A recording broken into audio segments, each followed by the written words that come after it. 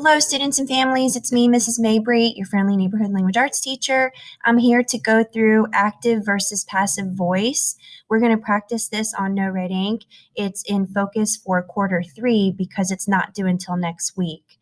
I'd like you to go through the practice and do some independent learning. And then after the practice, I'd like you to go through and take the quiz. All right. So I'd like to demonstrate now.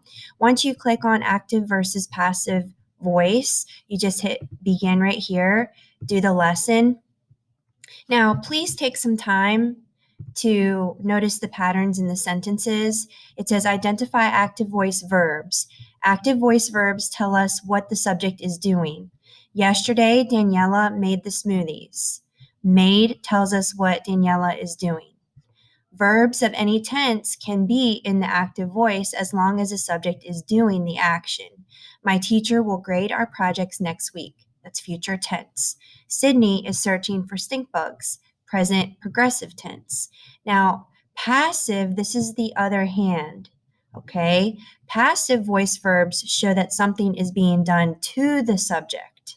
Passive voice verbs always include a to be verb in front of the main verb.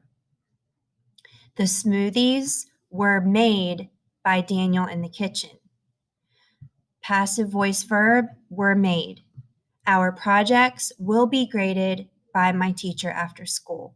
So if you look at the pattern, the person doing the action is in the end of the sentence. Okay, so again, the smoothies can't make themselves. That's why this is passive. And our projects can't grade themselves. That's why this is passive. So you go ahead through and start the practice.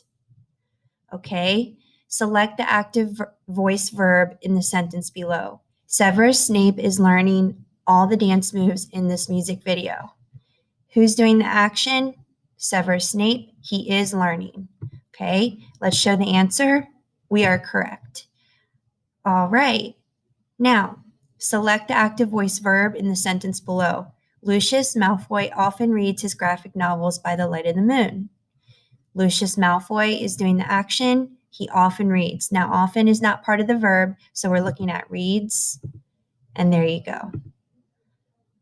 All right. I put the sticker on Simba's nose. Who did it? I, and it's put. Easy peasy mac and cheesy. All right. Now, I'd like to go through and show you an example of passive. Okay, so let's go ahead and go to the quiz and we'll take a look here. Sarah B buys new shoes once every 3 months. This is active voice because Sarah B buys. Professor Moody's color collage will be displayed in the lunchroom. Now, we have the passive voice verb here, and it does tell you, and you'll be able to start recognizing the pattern. Okay, again, what you're doing is you're looking at patterns in sentences.